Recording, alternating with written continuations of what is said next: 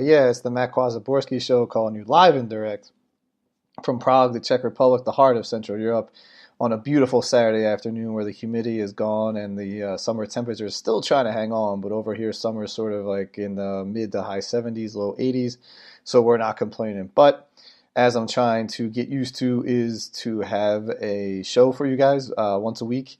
This will be the second show this week as we looked at the NFL preview. So this week we will look at the Eagles' resounding victory on Week 1 over Atlanta Falcons, kicking off the NFL season. And plus look at the Week 1 games going into the first weekend, obviously, of the NFL after the Thursday night season opener.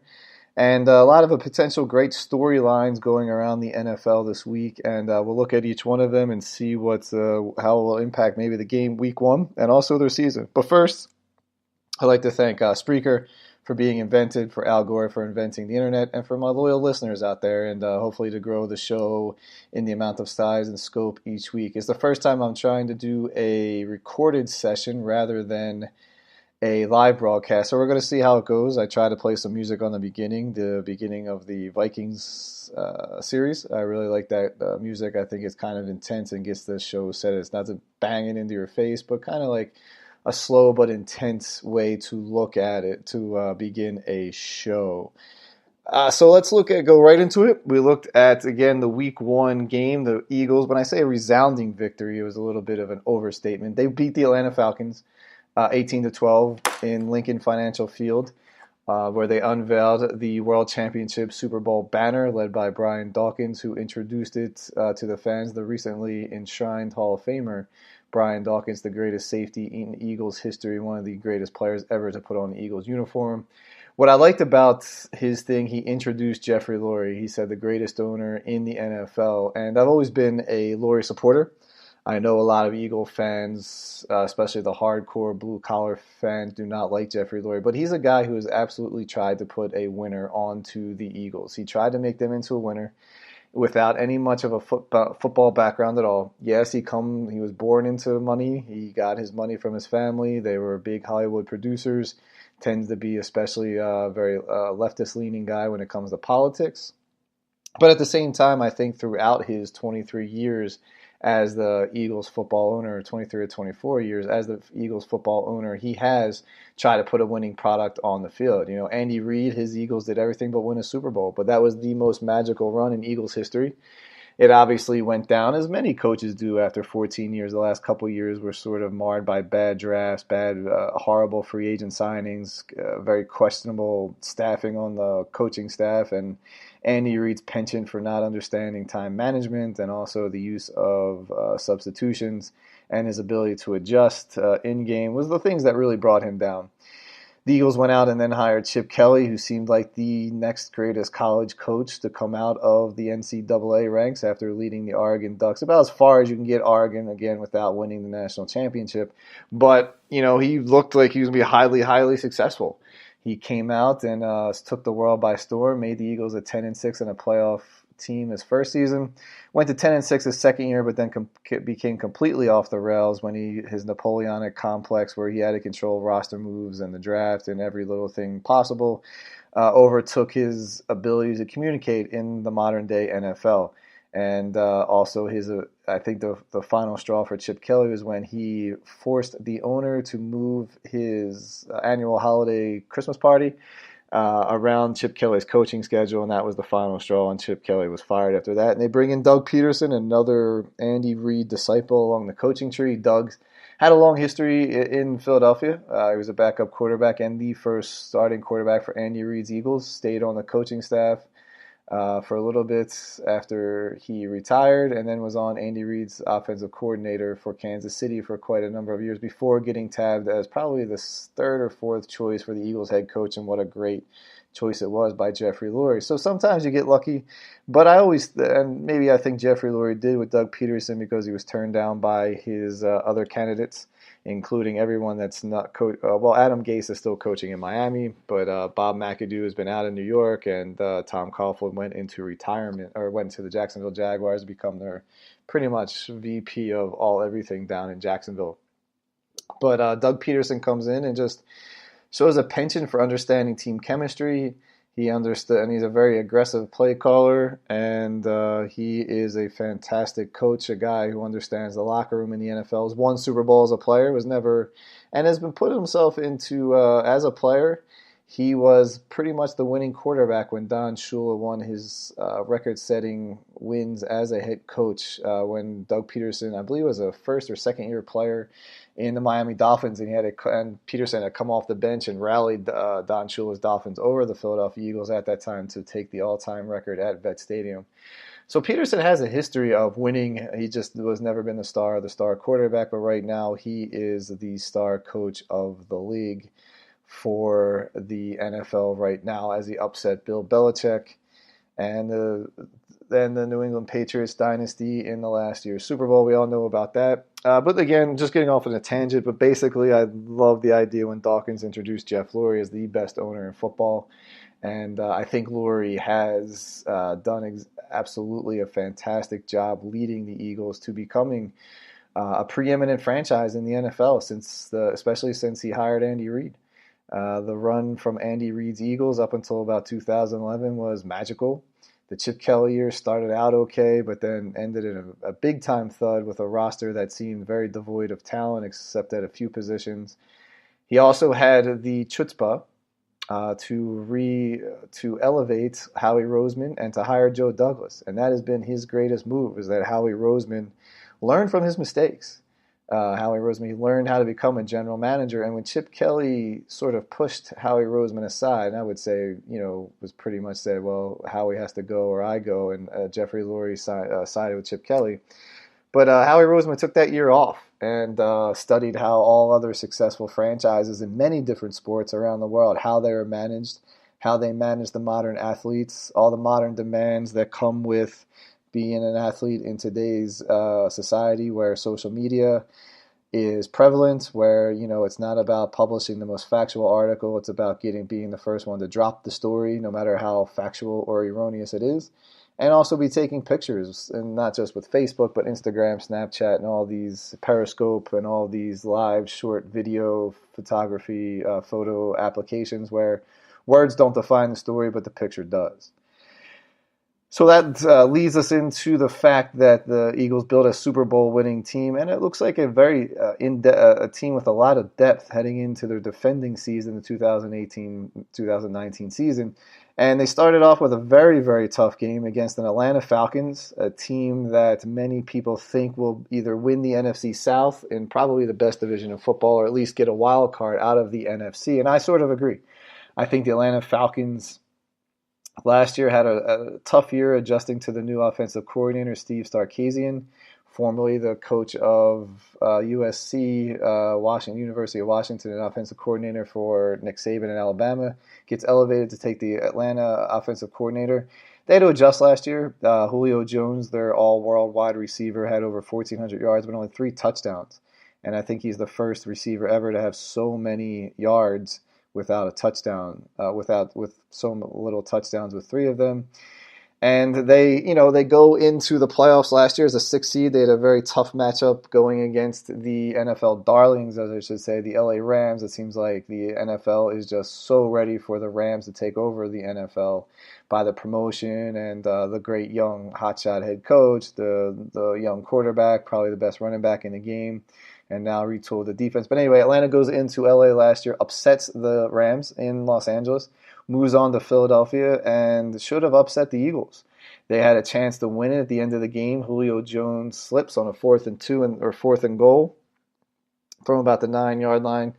Comes up, tries to catch the ball, goes right through his hands. The Falcons lose 15-10, and we know the Eagles went on to win the Super Bowl this year. Similar story opening night. Matt Ryan struggles against the Philadelphia defense, but Julio Jones didn't, as he torched the Eagles for 189 yards receiving. But the game came down to a couple of plays, a couple of decision-making moments. Especially the Atlanta drives all the way down to the Philadelphia Eagles, I think 1 or 2 yard lines. Could not get the ball into the end zone, go for it on 4th and goal, and get stopped when they try a running play. Kind of a conservative play call, but they had the running play off the left tackle. They get stopped by a substitute linebacker making his first NFL start, or a backup linebacker I forget his name. He has the three names. That's why I forget his name. Had a great game and a great stop there. And then you had Matt Ryan pretty much struggling the rest of the night. He really couldn't find anyone besides Julio Jones. The Falcons' running game was non-existent as the Eagles' number one defense against the run shut it down, and could not get Julio Jones in the end zone. In fact, there's a couple plays where they had goal situations go. Julio Jones is not even on the field. And the last play of the game, the Falcons drive all the way down to the 1 yard line with 1 second to go. And Matt Ryan looks for Julio Jones in the back of the end zone, much like last time, but on the left side of the end zone. And the Eagles cornerback Ronald Darby pushes Julio Jones out of bounds as he makes the catch. And therefore the Falcons lose 18-12. And I think, even though this is about the Eagles, I just wonder the psyche of Atlanta Falcon fans. Is it Matt Ryan on the downside of his career? Have the Falcons hierarchy surrounded Matt Ryan with enough weapons on offense? Or is Steve Sarkisian, the offensive coordinator, too conservative and his offense is too predictable? I think if you're an Atlanta Falcons fan, you have to be wondering these situations, especially in the red zone. They had a very hard time struggling in the red zone. I think Matt Ryan was 1 for 9 in the red zone against the Philadelphia Eagles, and he's 1 for his last 20 when targeting Julio Jones, arguably the best wide receiver in the game, in the red zone. Now you have to understand, they hired Sarkisian after the Atlanta Falcons went to the Super Bowl, scored 28 points against the New England Patriots, and we all know they were up 28-3, and lose the Super Bowl. That was not all Matt Ryan's fault. A lot of it has to do with the Falcons' defense collapsing basically in the second half, and the Falcons' defense not being able to adjust to whatever New England did in that second half of the Super Bowl. But then the Atlanta offensive coordinator that helped pretty much make Matt Ryan the quarterback he is today. Brian Schottenheimer goes out to take on the San Francisco 49ers head coaching job, struggles until John Lynch, the general manager, trades for Jimmy Garoppolo from the New England Patriots, San Francisco, and San Francisco goes on and finishes 6-10. I think winning the rest of the games along the way. So they bring in Steve Sarkisian, who again has been pretty bland. His offensive play calling has not been conservative at best. But you have to wonder, if you're a Falcons fan, what that's going to be like the rest of the season, because it becomes mental. They couldn't get the ball in the end zone against the Eagles. In the last two games, they played the Eagles in Lincoln Financial Field. Okay, you can call the January playoff game as very cold January day in Philadelphia, but it was not on Thursday night. It was a very summer night, almost into playing inside a dome. But you saw also the Falcons defenders really having a hard time staying on the field, getting very dehydrated, very worn down, which was sort of shocking considering the heat and humidity is something that the Atlanta Falcons are used to practicing in. So that was also a little bit surprising, where the Eagles' conditioning looked to be a top-notch, although they have also been practicing in a lot of heat and humidity in the very warm Philadelphia, very hot and sultry Philadelphia summer. But overall in the game, the ugliest part of the game are the penalties. It was very hard for any offense to get in sync with all the penalties being called. And there wasn't a lot of there was 29 penalties called against both teams. It just seemed like every other play. And there were some weird penalties being called. It wasn't the standard, of course there was a few false starts here, a few holdings there, but there was some just weird random penalties.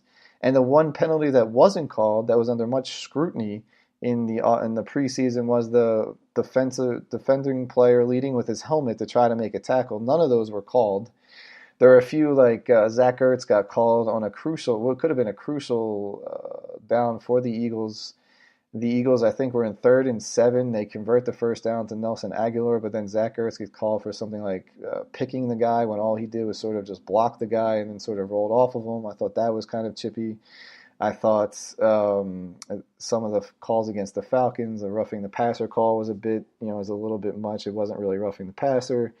And, there's some non-calls there. Mike Wallace, the new Philadelphia Eagles, looked like he was interfered with when he went down for a long ball, and the ball was a little bit underthrown, but still the defensive back pretty much twisted around Mike Wallace's body holding one arm, and that should have been pass interference, because if Wallace was free to run, he probably had caught up to the ball. And then you have the Julio Jones non-catch, which was a 52-yarder, which also is a major play in the game, Whereas it looked like he caught the ball, he juggled it as he was being down to the ground. The ball never hit the ground, but they say he did not have possession by the time he hit the ground. That was a huge play and an error for the referees.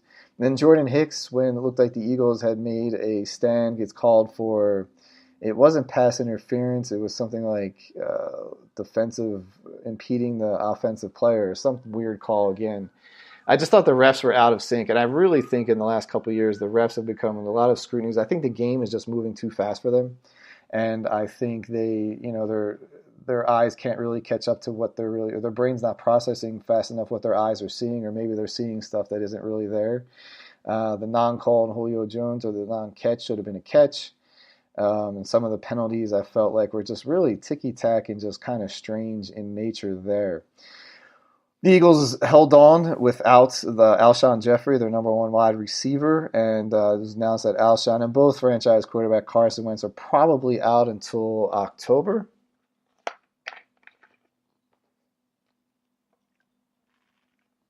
Those are not surprising. Alshon Jeffrey played with a torn rotator cuff all year last year.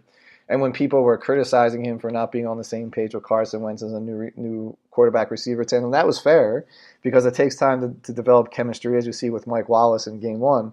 But Alshon in the second half turned into the All-Pro that we knew he could be, and to me is the number one factor on this offense besides the offensive line, and even more so in the quarterback play, because Alshon Jeffrey is someone you got to count for every time he's on the field.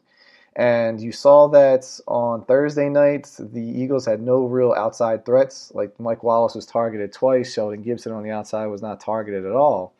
And their leading receiver, Nelson Aguilar, who made some really great catches the other night, but could not spring free. He could not get many yards after the catch. In fact, he finished with 8 catches for something like 33 or 34 yards. That's barely 8. That's crazy. That's barely 4 yards a catch. I mean, that's almost like running back when they run the ball. That's what they should be averaging, but not a receiver. He made some tough catches, and of course had to throw the night when the Doug Peterson took a play out of the New England Patriots Super Bowl play. Ran a reverse. Nick Foles pitches off to the running back Clement. Clement pitches to Aguilar, and Foles runs a pattern down the sideline, catches the ball for 15 yards, and really sparked the Eagles' offense. Then they unleashed Jay Ajayi, who their running back who helped them win the Super Bowl last year and is going to be pretty much the feature number one back, has been dealing with a foot injury. They finally get him going in the second half. And people were saying they were holding him back because of his foot or whatever. I didn't have a problem with that because they were relying very heavily on Darren Sproles. And you remember, this is not a playoff game. You know, even though the atmosphere was like the NFC Championship game or the divisional round game, you got to get Darren Sproles and get him back out there. He needs to go take a few hits, make some runs, get some catches. I mean, they were just trying to get him back in the swing of things, I think, and just giving Ajayi some time before they get his style of running on the ground. And I thought Darren Sproles catching balls, looking very spry, very hard to find, running really fast. He had a couple key first downs.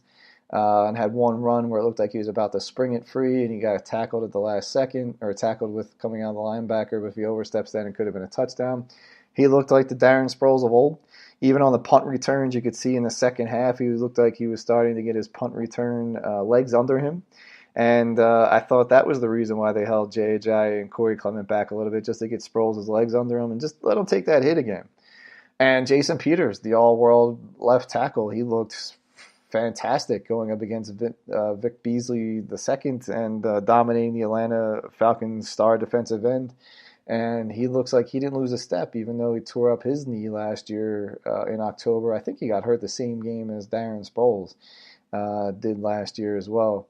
And Nick Foles, people say he looked hard. It wasn't a good game by Nick Foles by any stretch of the imagination, but I thought he didn't get a lot of help, especially from his great tight end, Zach Ertz. Zach Ertz had one of the worst games in terms of drops, as you could find out. I think Foles should have been picked off at least once, was intercepted once when the rookie Dallas Goedert took a pass sort of on the left side. The pass was a little late, but Goddard took a vicious hit, so it popped out of his hands. Then the Falcons defensive back intercepts it. But there was one play where Foles in the first half was, I think he was targeting Mike Wallace and he completely overthrows him, and the Atlanta defensive back just drops the short pick interception. It was an off-even game for Foles, but he didn't have that outside threat. He didn't have that security in Alshon Jeffrey on the outside, and he's trying to get his timing down with Mike Wallace. That obviously is not there yet. I think it'll get there. But I also think the Atlanta Falcons were keying on Zach Ertz. They were keying on Dallas Goedert, and they were keying on Nelson Aguilar. They just said, Aguilar, just don't let him break any tackles, and they didn't. But the bottom line is that the Eagles never panicked towards the end of the game, even when the Falcons went up 12-10 with a key missed extra point by Matt Bryant, the longtime Tampa Bay Atlanta Falcon kicker. Matt Bryant, I should say, not Ryans, but Bryant misses an extra point, and the Falcons go up by the odd score of 12-10.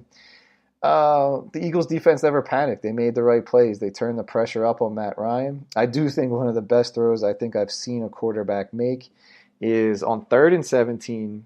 Matt Ryan drops back, and he knows he's about to get hit. He's looking for Julio Jones, and he throws the ball before even Julio Jones turns around, but he knows where Julio's going to be, and Julio makes the catch on his knees for an 18-yard gain. And I was like, that could have been the play of the game if the Falcons won the game. That would have been the play of the game. Obviously, if they scored the touchdown and win, that would have been the play of the game. But going there, I didn't like the Eagles' defense on 3rd down and long. They kept giving up some first downs, or they're getting key penalties, especially by Derek Barnett, who jumped off sides, I think, twice, or lined up in the neutral zone.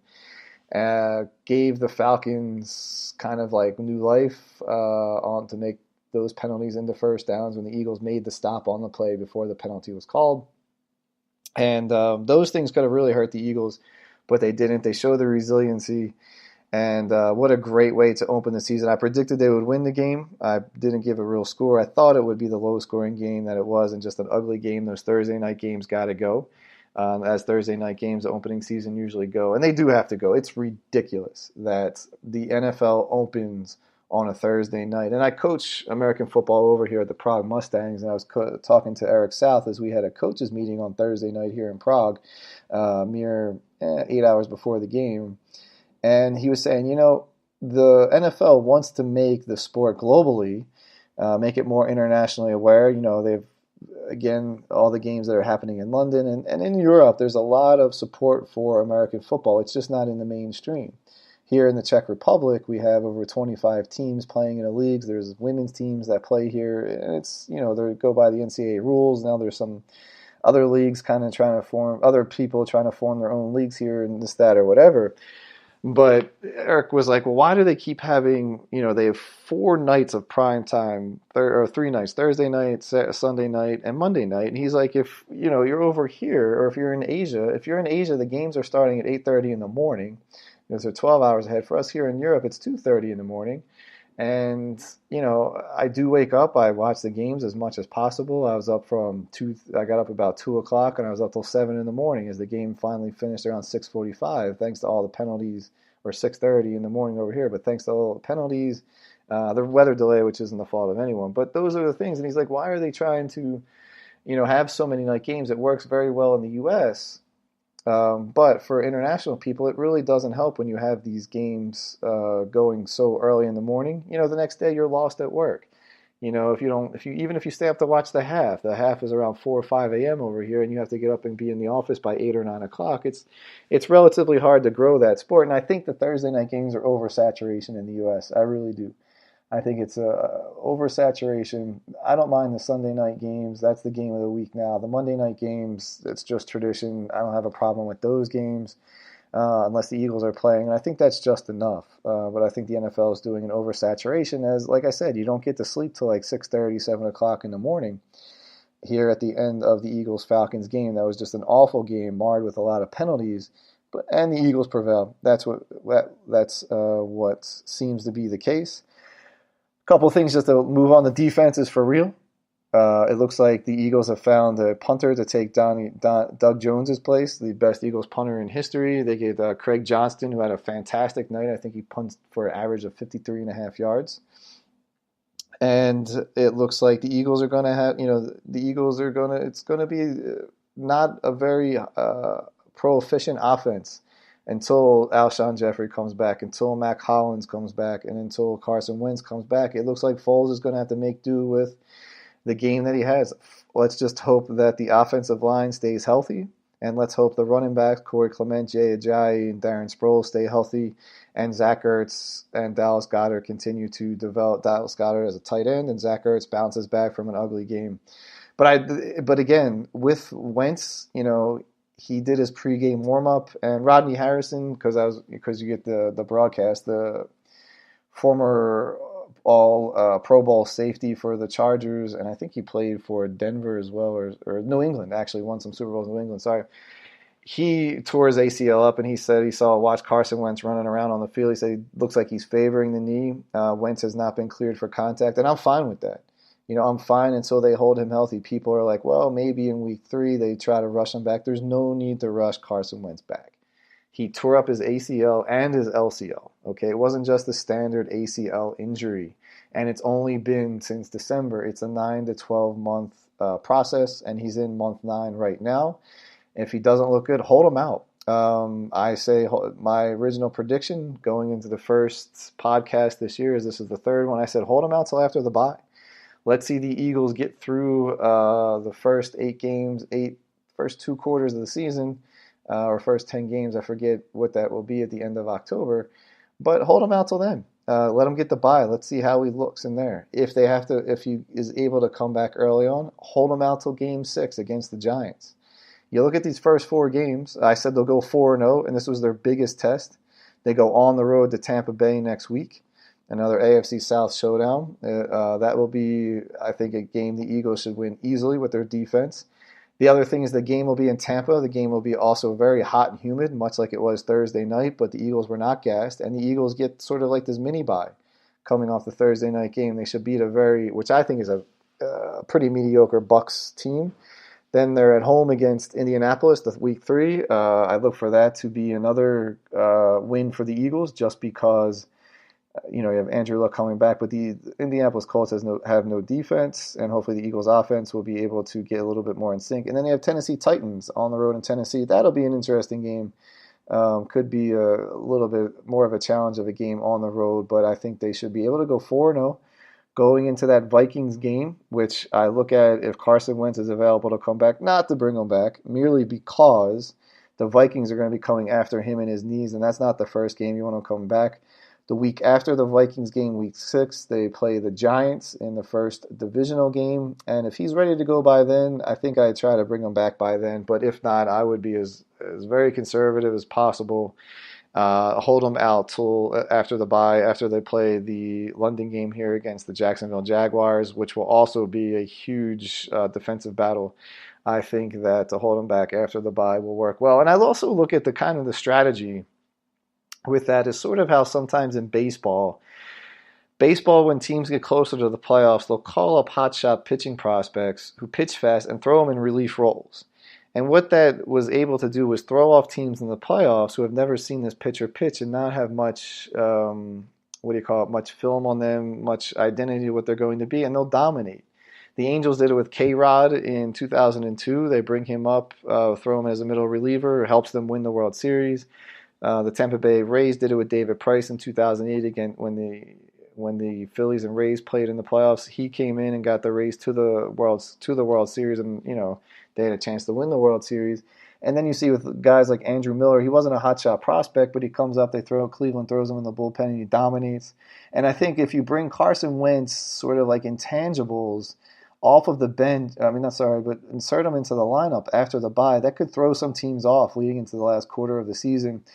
While yes, there's obviously film on Carson Wentz from last season, they don't have any film on him this year. They don't know how he's going to bounce back, and that's the way it's supposed to be. That would be a nice sort of way. It's almost like Nick Foles.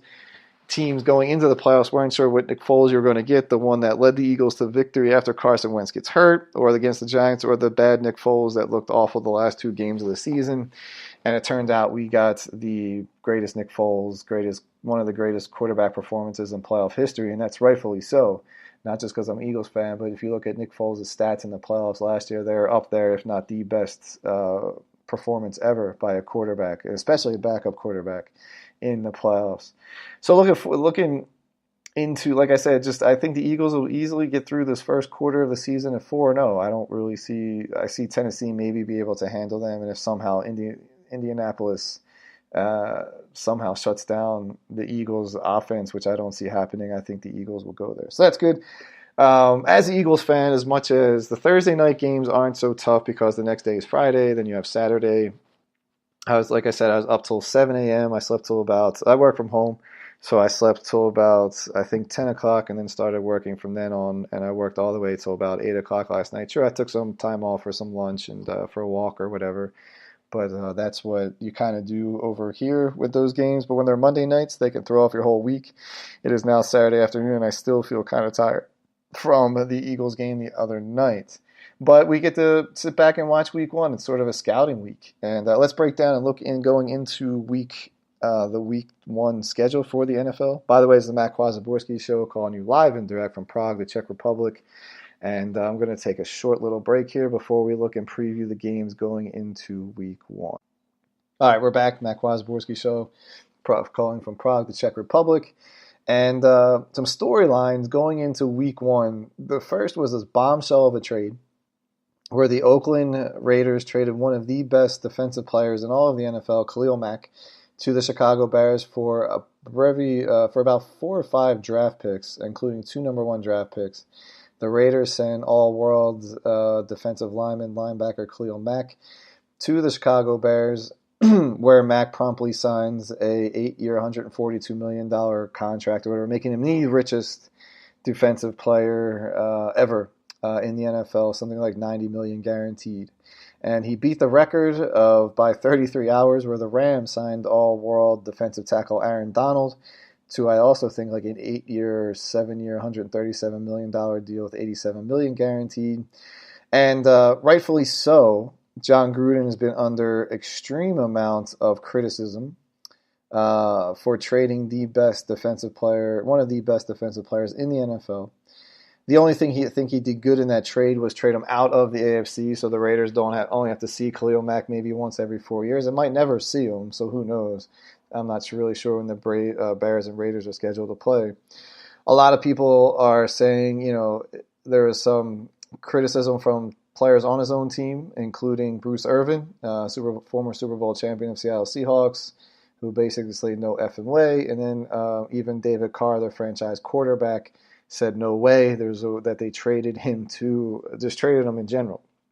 The thinking here is that both the Raiders general manager, Reggie McKenzie, who's now pretty much second tier to John Gruden, who I guess you can call the czar of the Raiders outside of the owner, Mark Davis Jr., basically said they could not come to agreements on Khalil Mack on a contract extension. Mack was holding out, and they were never going to pay the money that Mack made with the Chicago Bears because they also have Derek Carr, their franchise quarterback. They decided he is the face of the franchise moving forward in terms of cap space and the money. And John Gruden says basically you can't have 2 players eating up so much percentage of the salary cap. Reading an article by Peter King today that was published, I think, on Monday. I just got to it today. Basically said that David Carr and Khalil Mack will count for about 21% of the salary cap.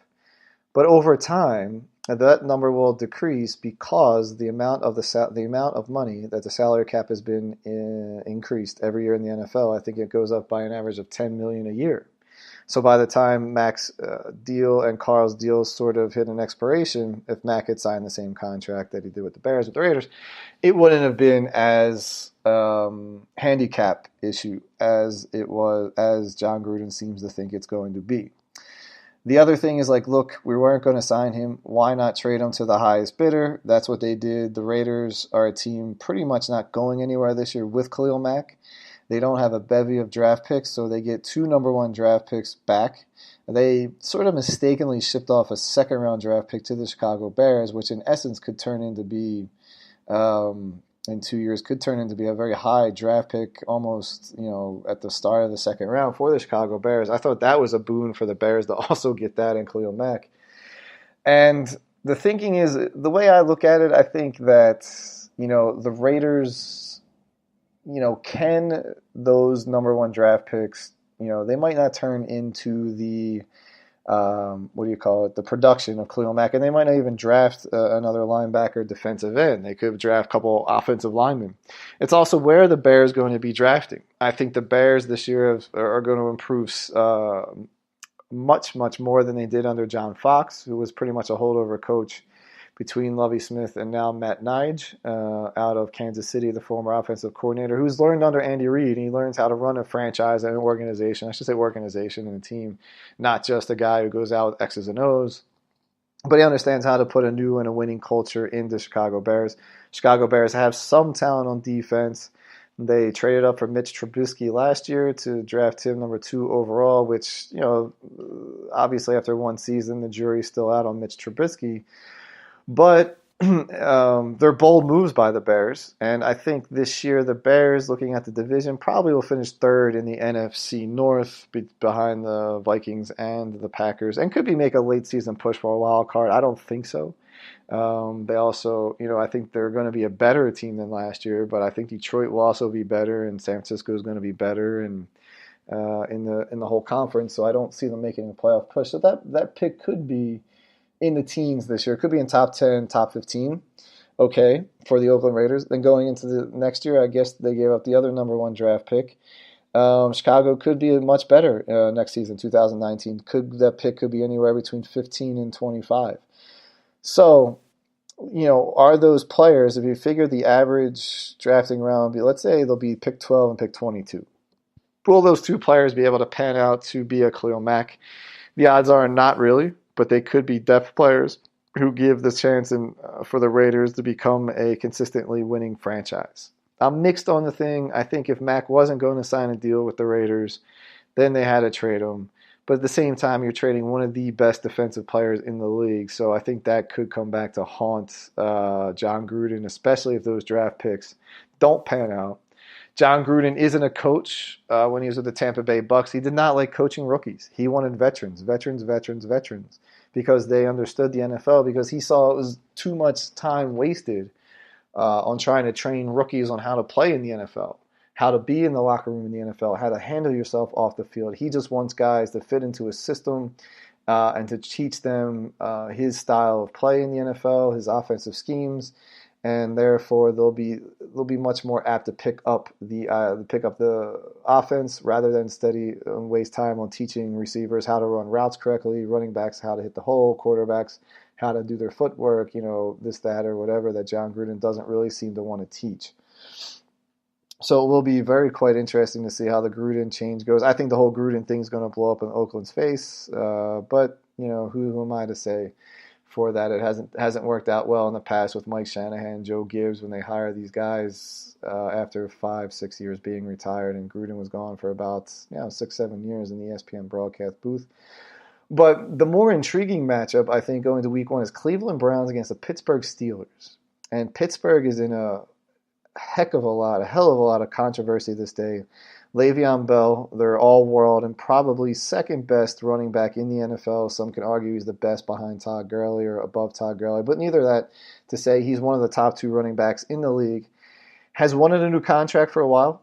Pittsburgh has been using the franchise tag on him the last 2 years, much like the Redskins did to Kirk Cousins before Cousins left for Minnesota and the security of a long-term deal. Le'Veon Bell wanted another contract. He's not signing his franchise tag, and now it's becoming a problem. A lot of the Pittsburgh Steelers are criticizing Le'Veon Bell, saying he's just holding out, looking out for himself, not caring that the fact that the offensive linemen in front of him are paid a lot less money to block for him to get his success. The offensive line, along with the defensive line, are the 2 most important areas in football, I would have to say. That's where games are won and lost. If the offensive line's dominating the defensive line, the offense most likely will win. If the defensive line is overwhelming the offensive line, defensive team most likely will win the game. And I think that the Pittsburgh Steelers offensive linemen are taking to heart that Le'Veon Bell doesn't want to play. They feel that the Steelers, the franchise tag pays him, I think, close to $10 to $14 million a year for this year, and the Steelers and Le'Veon Bell aren't working out a contract extension, and Le'Veon Bell wants that. He's had some injuries, he's had some issues, slightly issues off the field, But at the same time, Le'Veon Bell wants the security. One criticism of the NFL are guaranteed contract. It's, as Peter King said in his article, it's monopoly money, really.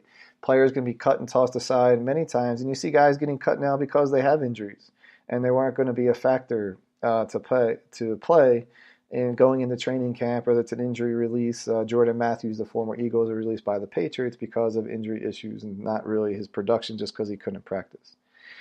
They go and they play the Cleveland Browns. It seems like the Steelers and Browns seem to always play in the first 2 weeks of the season.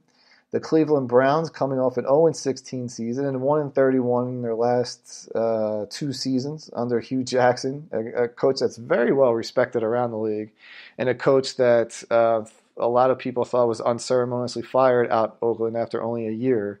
They think he has the way, he understands how to run an NFL locker room. He's a very sort of tough love kind of coach approach. But under a lot of pressure there in Cleveland because the owner is never really patient in Cleveland in letting systems develop or front offices developed or sort of the culture developed. And it's almost like Dan Snyder in Washington, the Cleveland owner. He just doesn't have the patience to wait for things to develop, much like Jeffrey Lurie did. But it's also identifying talent level as well. And both Daniel Snyder and I think Jimmy Haslam or somebody is the name of the Cleveland Browns owner. He hasn't been able to identify true talent. The Cleveland Browns win the number 1 overall draft pick, draft the Heisman Trophy winner Baker Mayfield out of Oklahoma, who many people think he's a system quarterback, but we will see. They trade for Tyrod Taylor, the last quarterback to lead the Buffalo Bills to the playoffs last year. Kind of mediocre quarterback, but a guy who can win some games. He knows how to win in the NFL. He's won some tough games up there for Buffalo. And make some great additions, getting Jarvis Landry from Miami, former LSU wide receiver, putting him in Cleveland.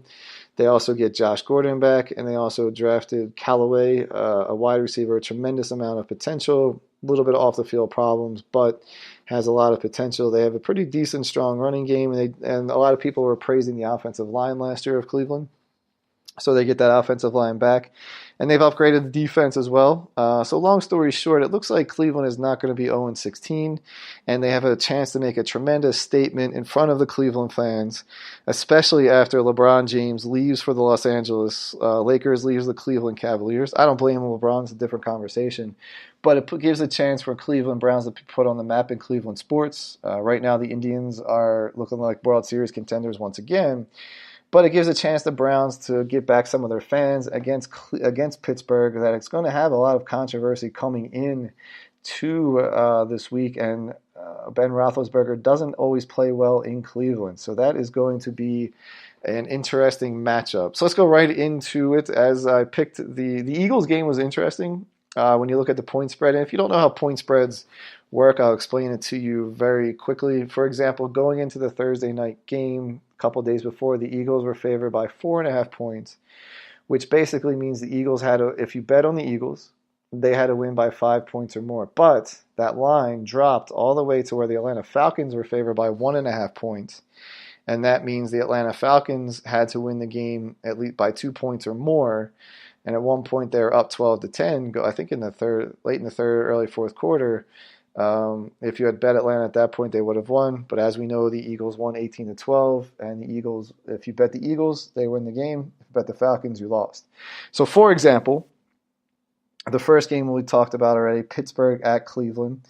Pittsburgh is favored by 4.5 points. So if you bet the Steelers, again, they have to win by 5 points or more. So basically, when you have to look at the game that the score when the kickoff is going is that Cleveland is winning 4.5-0.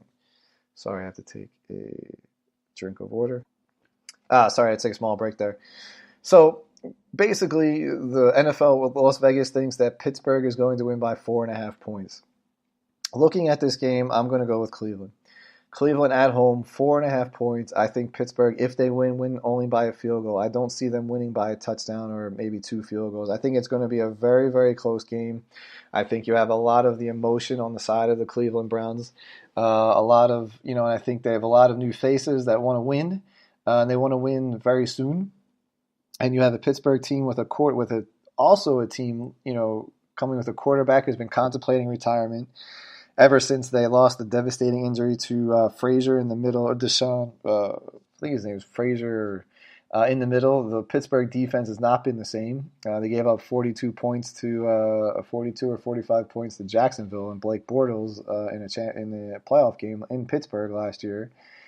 So I just think Cleveland is going to be able to handle that and cover the spread.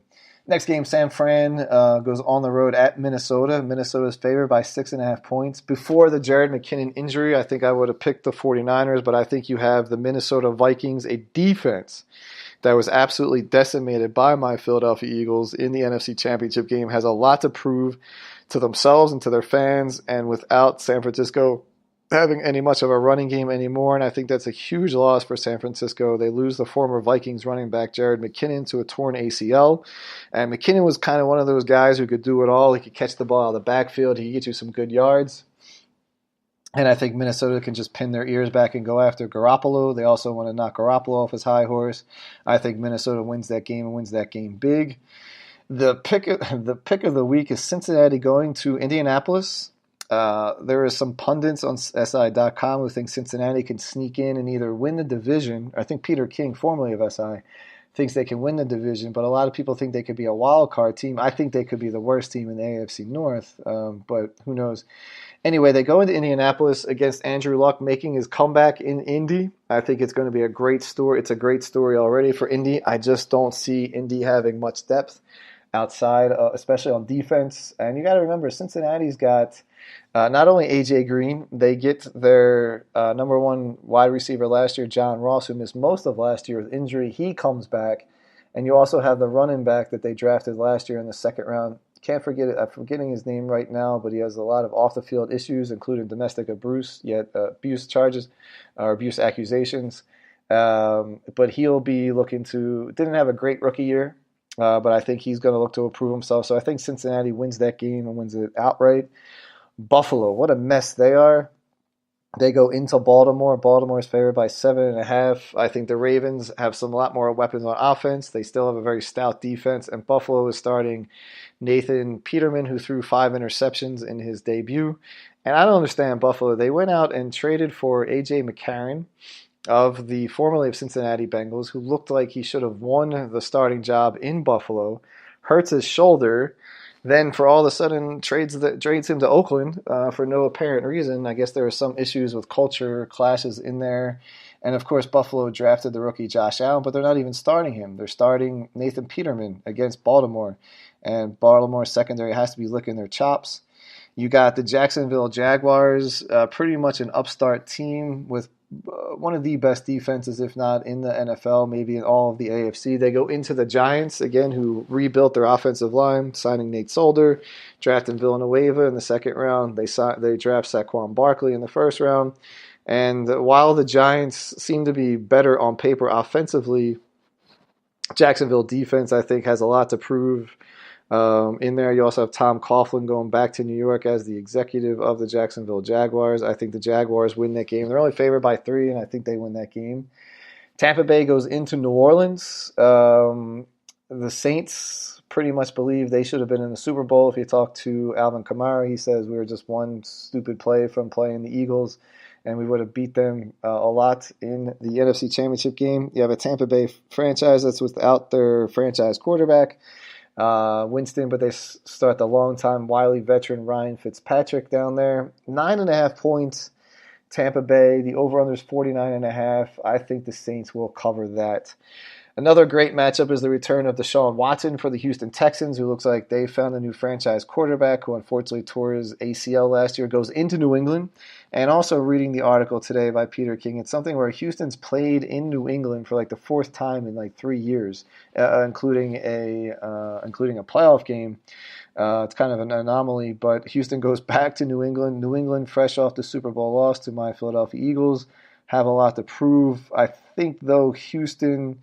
I just see Houston's defense is better than New England's defense overall. I'm concerned about the offense of New England. You have Tom Brady. They have a decent running game, but their receivers, outside of Gronkowski, I think are weak, especially the wide receivers. I think Houston's able to cover, maybe not win the game, but cover.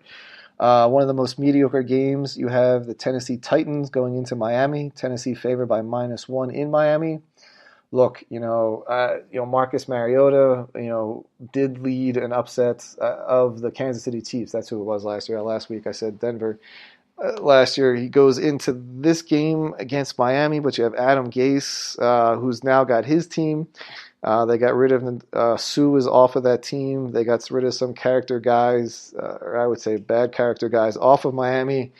This is the type of game. I don't think Tennessee is as good as people think they're going to be. I just think they're mediocre team. When it's a -1 game on opening day, take the home team. So I'll take Miami with getting 1 point. I think that's good. Kansas City goes into the Los Angeles Chargers.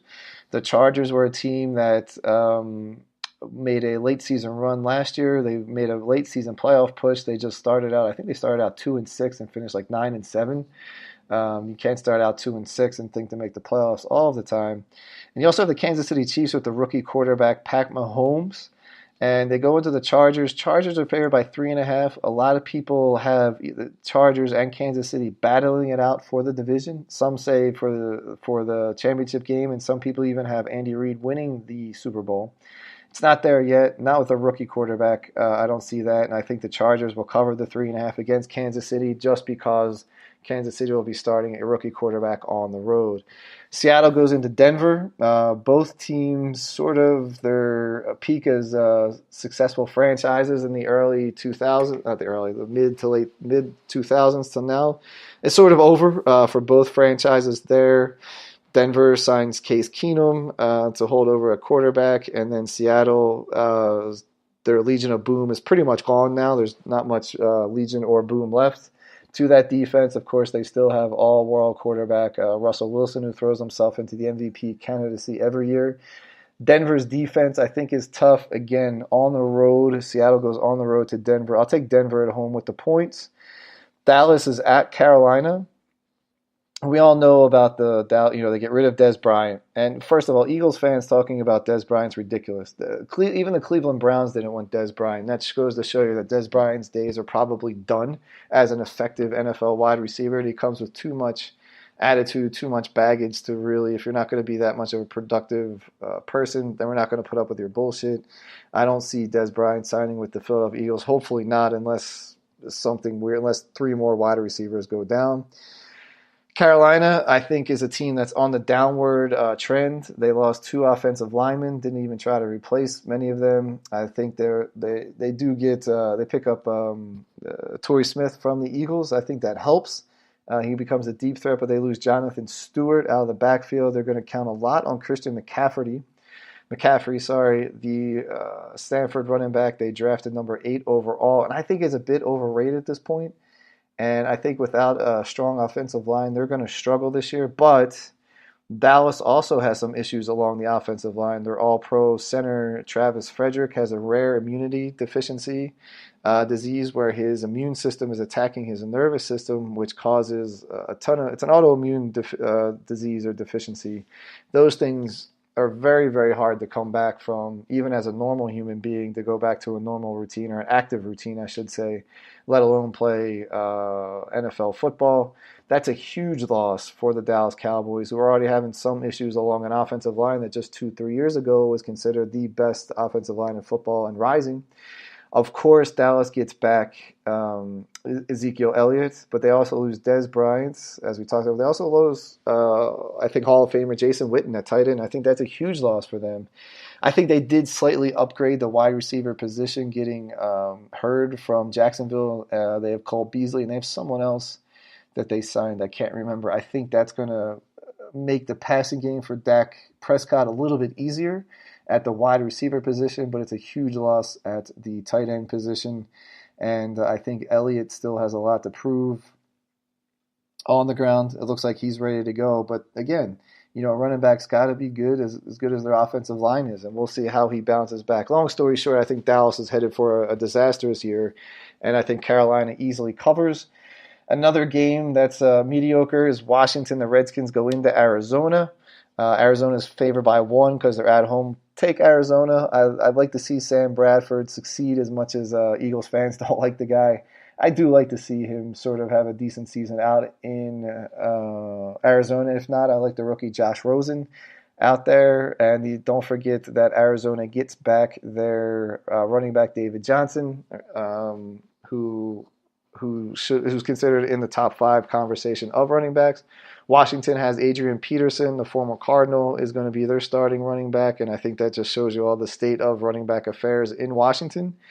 And you also have Alex Smith, who's I think is a slightly upgrade over Kirk Cousins, just because Smith has a more experience than Kirk Cousins. But we'll see how he does with the receivers. He might be a smarter quarterback overall, but I think on the road with no running game, Alex Smith could be in for a long year behind the Washington offensive line. The Sunday night game is Chicago at Green Bay. Green Bay favored by 7. I'm going to go Chicago. I don't think Green Bay's defense is a Super Bowl contending defense. A lot of people predicting Green Bay to win the Super Bowl or get there, especially if you read SI.com. The hot picks in the NFL and the NFC are the Rams, the Green Bay, and Philadelphia, and rightfully so. I think and the Saints. I think they're a bigger Super Bowl contender than even Green Bay. I don't like the Green Bay's defense. I think they have good upcoming cornerbacks. I think you still have Clay Matthews. I don't like their defensive line at all, and I think that's going to be an issue. And I think Chicago is going to be they're going to be that much better on defense. I think their defense is slightly better, obviously with Khalil Mack, than in Green Bay. So I think that Green Bay will win the game. I could see like 24-20. Something like that, but I don't think they'll win by 7. Then, as traditional, the very first Monday night football of the season, you have 2 games. First of all, you have the Jets going into Detroit. Detroit favored by 6.5, and then you have Oakland, or you have the Rams going into Oakland, and John Gruden's second debut with the Oakland Raider fans. They're favored by 4. Jets are starting their rookie quarterback Sam Darnold, who I think is the best draft pick out of the top 3 or 4 in the NFL this year. I just like the way he plays. He just needs a little bit more experience, but he wins that job. The Jets last year were a very competitive team, no matter what their record said. They go into Detroit, a team that has a lot to prove. There are some people on SI.com picking Detroit to be in the Super Bowl, win the division. I don't see that happening. They will battle for the wild card spot in the NFC. 6.5 points, opening night. I could see Detroit with a lot of emotion covering that. I'll take Detroit. Actually, you know what? I'm going to take the Jets. My heart says the Jets with the points. Won't win the game, but I think the Jets will be able to cover. I think the Rams will win easily in Oakland. They have a lot to prove, as does Oakland, but I think that defense, Oakland's the mental strength or the psychology of the Oakland defense takes a huge beating losing Khalil Mack and whoever has to replace them. I think their defense is they struggled last year with Khalil Mack, something I didn't bring up in the reason for trading him, but I think it's going to be even worse now without him. So I see the Rams easily able to cover that. And plus, the Rams defense is going to be much stronger than it was last year. So let's go through it real fast. Take Cleveland getting 4.5 at home against Pittsburgh. I will take Minnesota giving San Francisco 6.5 points. I'll take Cincinnati receiving 3 points. I will take Baltimore giving Buffalo 7.5 points at home. I will take Jacksonville giving the Giants 3 points, even if it's in New York. I will take the Saints at home minus 9.5 points against Tampa Bay. I will take the Houston Texans getting or receiving 6.5 points in New England. I will take Miami receiving 1 point at home against Tennessee. I will take the LA Chargers at home, giving Kansas City 3.5 points. I will take Denver giving Seattle 3 points at home. I will take Carolina giving Dallas 3 points at home. I will take Arizona giving Washington -1 at home. I will take the Bears on the road receiving 7 points at Green Bay. I will take the Jets receiving 6.5 points at Detroit. And I will take the Rams giving Oakland 4 points, even if it's in Oakland. Those are my picks. Thanks very much for listening. I'll try to upload this. Hopefully it works. And remember to inspire the inspiration. Do not wait for the inspiration to inspire you. Have a great weekend, everybody.